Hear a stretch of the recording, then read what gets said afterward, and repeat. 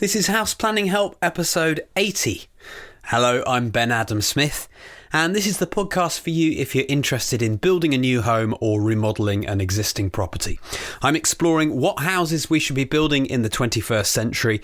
My personal goal is to create an energy efficient home before I turn 40 in August 2016.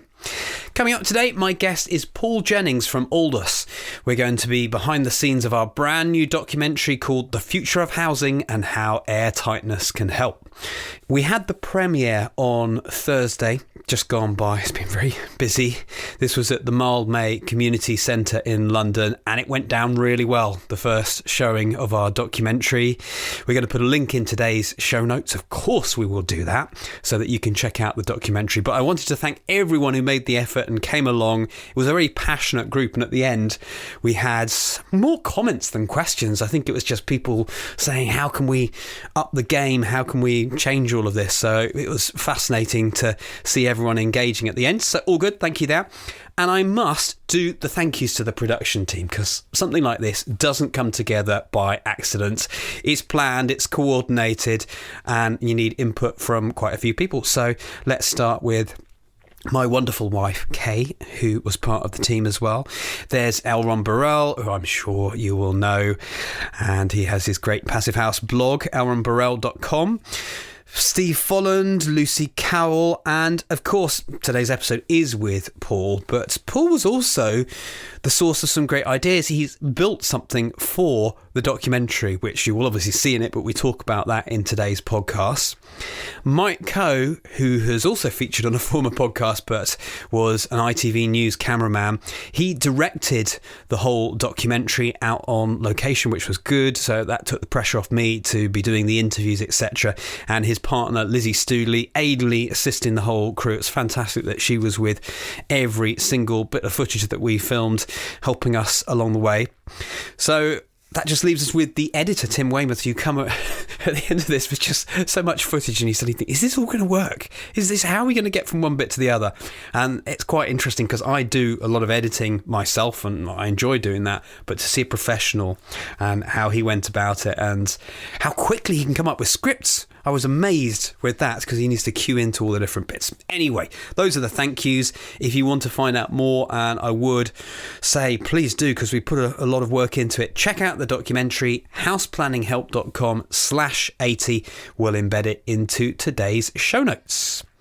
So we're going behind the scenes today, not so much to tell you what camera we used or elaborate on the special effects, not that there were any, but for more detail on the houses, because that's what we can do in the podcast, so we'll take advantage here. I started my chat with Paul by asking him if he'd enjoyed making the documentary. Mostly. Apart from getting ill? Well, getting ill wasn't great, but also, it's quite stressful. It's remarkably tiring doing this kind of stuff.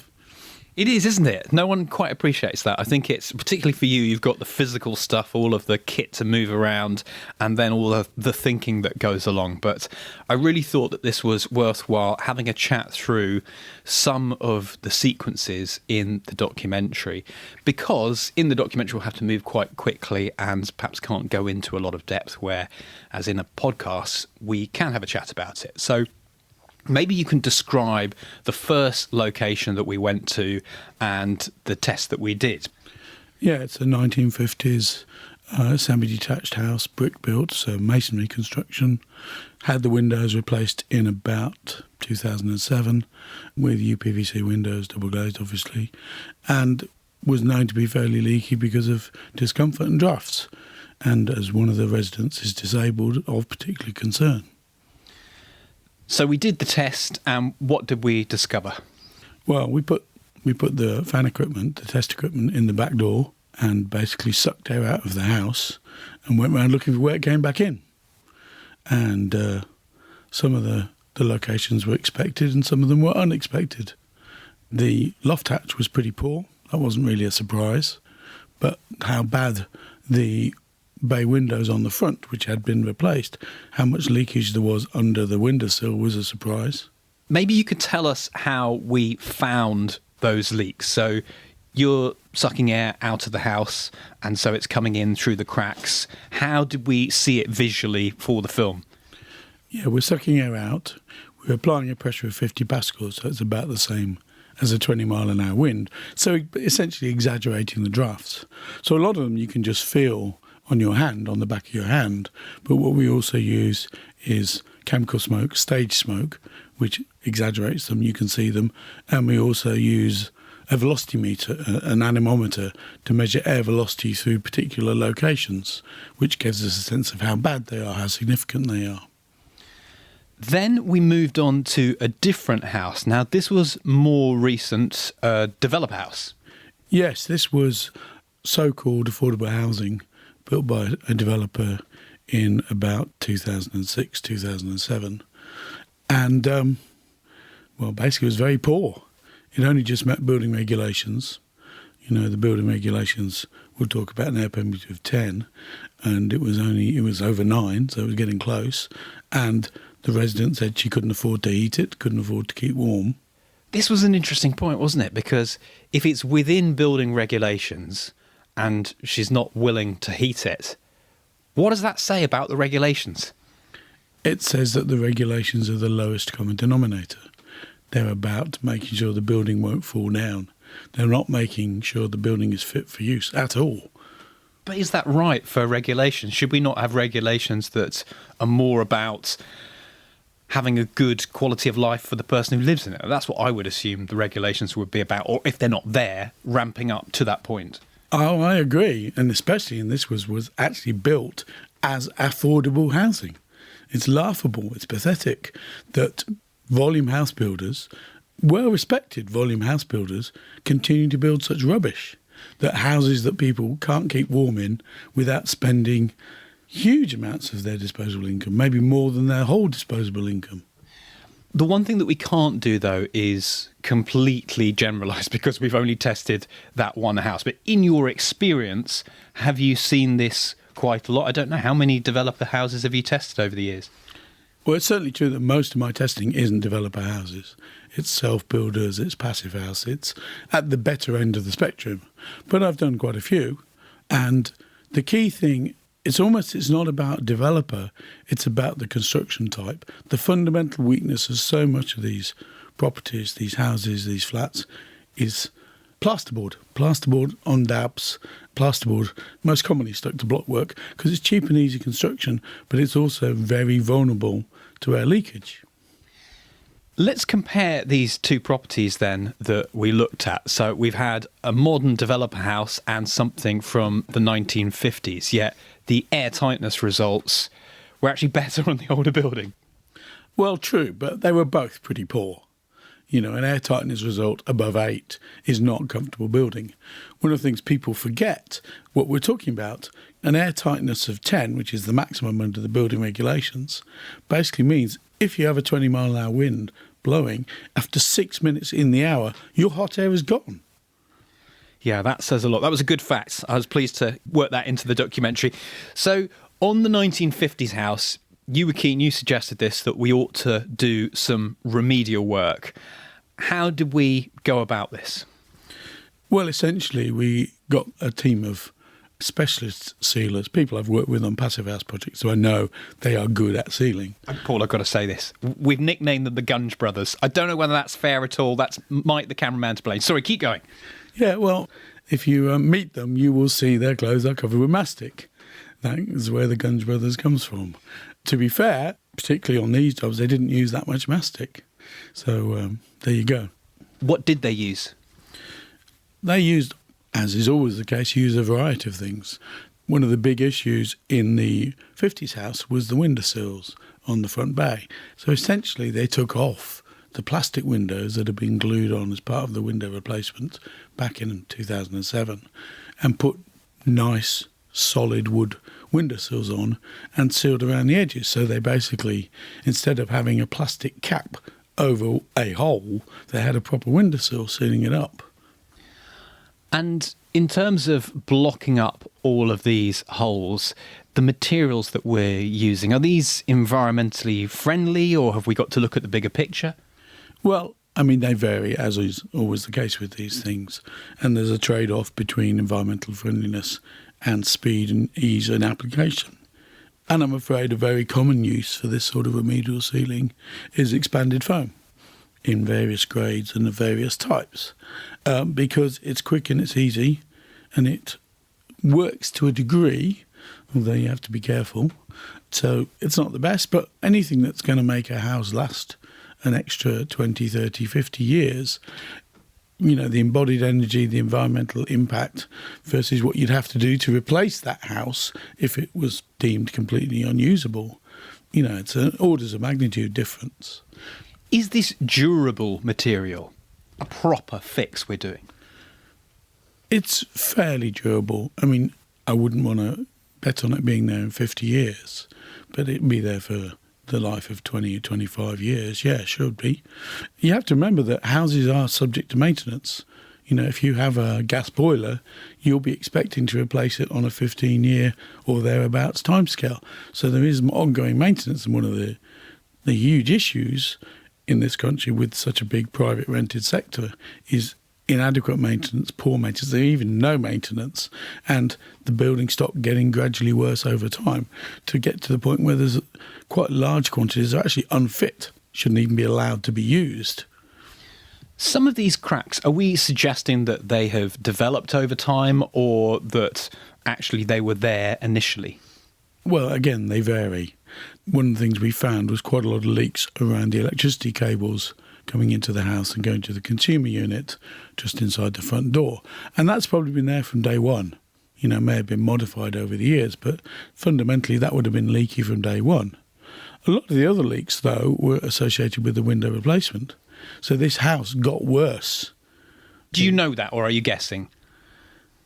I mean, I don't know it because we didn't do a test before the windows were replaced, but absolutely 100% certain that house got significantly worse when they put new windows in.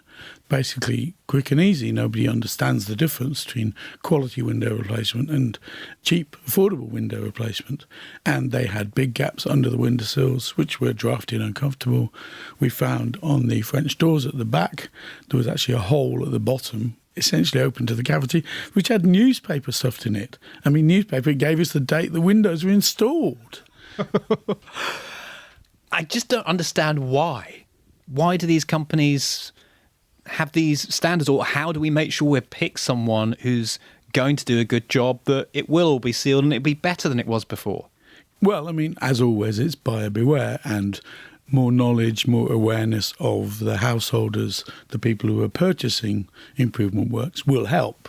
It's also true that we have a fundamental problem with our whole refurbishment industry. And there's a lot of attention at the moment about refurbishment because there's so much needed.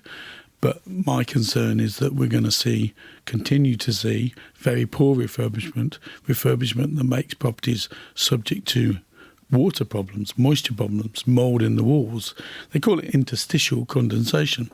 And it's basically condensation occurring in the building fabric, in the walls. Particularly in timber frame buildings, that can actually cause the building to fail. It's very damaging in the long term, and it's an expensive remedial fix to deal with it. So we have concerns. There are people trying to promote excellence in refurbishment, but of course they're fighting an uphill battle. How did we do then when we carried out the remedial work? Well, we haven't finished, so we don't know the final afterworks at the moment, but basically we improved the airtightness. We cut the air leakage by about 25%, by about a quarter, in a couple of days' work.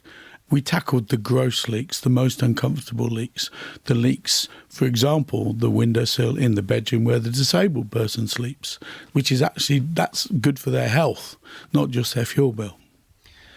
Will this have a significant impact on their fuel bill, or could it just almost be a trade-off that they didn't put on the heating before and now they might be more tempted to put it on? You never know with occupant behaviour, as we call it in the technical term. How do households respond to improvement works? The fundamental thing is they can be warmer at the same price, or they can be even warmer than that, but paying more, or, there's lots of wrinkles on that. The main thing is they have the power over it. They can choose. They could now, which they couldn't have done before, have the disabled person's bedroom warmer than other rooms because it's not subject to that huge draft anymore. One thing that Liam said to me that has stuck in my mind was about how when you do air pressure tests and you sealed up some of the leaks, sometimes the air just takes a different path. So could you explain that? When you're measuring the air leakage of a building, ultimately you're measuring the resistance to leakage, resistance to air getting through holes. And what you find is that as you seal up the most obvious leaks, the biggest leaks, the leaks that have the lowest resistance to air coming through them, some of the other ones, which have a greater resistance, may start leaking. Usually what you find is something around half of the air gets stopped and half of it comes out somewhere else. And obviously it's an incremental process. You can keep going. But it's one of the reasons why we're strongly pushing airtightness testing before people start doing refurbishment, especially if they're doing refurbishment of estates or terraces, because there's so much knowledge and appreciation and understanding. You can inform what you're doing, and you can actually prevent huge wastage of money. This government, previous governments, have wasted a lot of money by investing in insulation materials without making buildings airtight, because then the air just goes through the insulation and takes the heat away. And a lot of the time as well, we're saying that it's fine if you can get down to 3 air changes an hour. You don't need to think about the ventilation too much. Yeah, and even below that, at 3 air changes, or 3 air permeability, which is the value building regulations use, you can pretty much rely on opening windows and the leakage that's just occurring naturally around cracks and gaps is still quite a lot of air movement. And you'll be perfectly safe in a property at those sorts of levels, with the big exception as if you've got open fires or gas fires that are taking air from the internal space, because then you do need combustion air, a source of combustion air. So you do have to be careful about this, that's for sure. But certainly down below 3, you can get in more than enough ventilation by opening windows, just by the ventilation you get when you open the front door to go in and out. It adds up. Certainly if you're going a lot lower, you have to start thinking you need extract fans in kitchen and bathroom, the wet areas, to get rid of moisture at source. But, the need for the very sophisticated heat recovery systems, that's down below 1.5 or even 1 air changes. And by the time you got there, you've got a pretty airtight property. So in that case, are you suggesting that more properties should be doing what we did, this type of remedial work? Yeah, I think we should, because mostly to get to a reasonable level of airtightness, to get to between 5 and 3, which is probably halving it in most properties, you can do that relatively easy. Not many days' work, not much disruption. And we like to see the full refurbishment when the whole house is insulated and all the rest of it. But we need to accept that resources are limited, people don't want so much disruption, and there's always a trade-off between what they can afford to spend on their bills and their concern about that and keeping warm, and what they can afford to invest in their property. And of course, with so much rented property, there's little incentive if you're a tenant. There are things, and airtightness is one of the things you can do as a tenant. Some measures in airtightness are so cheap and so cost effective that it's worth doing even as a tenant. And we've done work with transition groups, for example, to support them in doing that kind of work.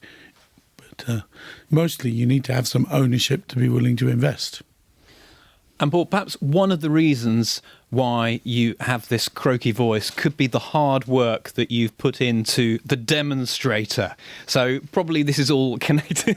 You're laughing away here. Just a very quick outline of what this demonstrator was. We've covered some of these points in our chat so far. Well, the thing about airtightness, we've seen over the years how much that direct experience of seeing a building, seeing where it leaks, makes a difference. I've had so many site managers, people on building sites say, that's amazing. Amazing is usually the term they use, because they've never understood where buildings can leak, even if you're just testing their site hut, which sometimes we are, because it's the only thing they've got.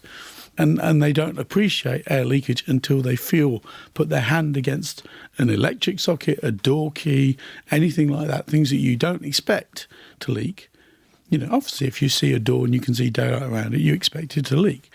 But there's an awful lot of things people don't expect to leak.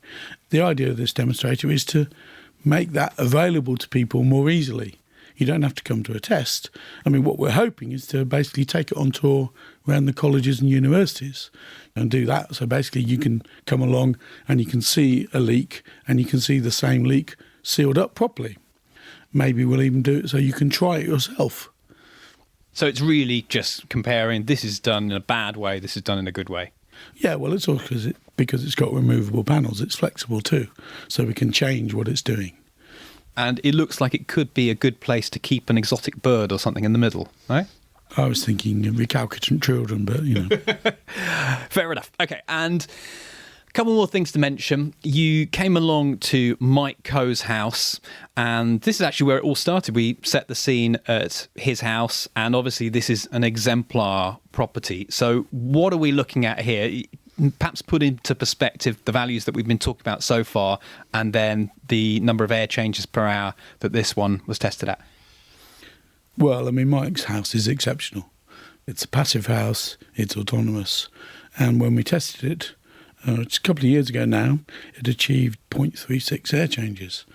So that's 25 times better than routine testing of existing houses.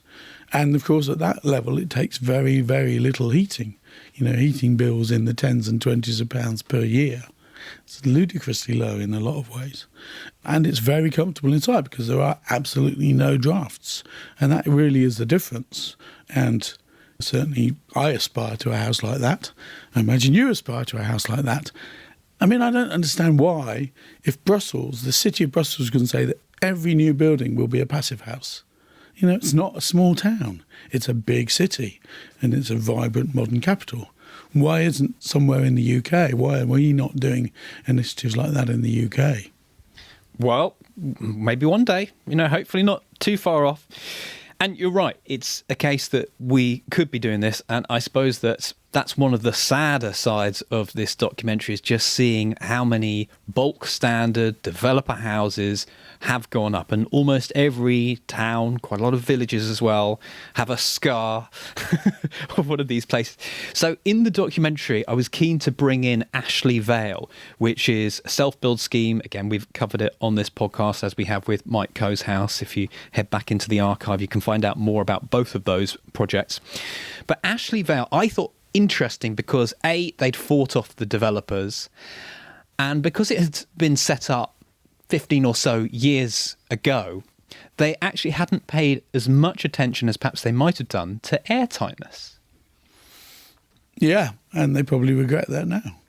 You know, and certainly those buildings, because a lot of them are timber frame, are at risk of moisture problems in the long term because of where air leaks through the buildings, it'll take moisture with it. And if it's condensing in the walls, which it could well be, because they've got high insulation levels, then they need to be concerned about problems.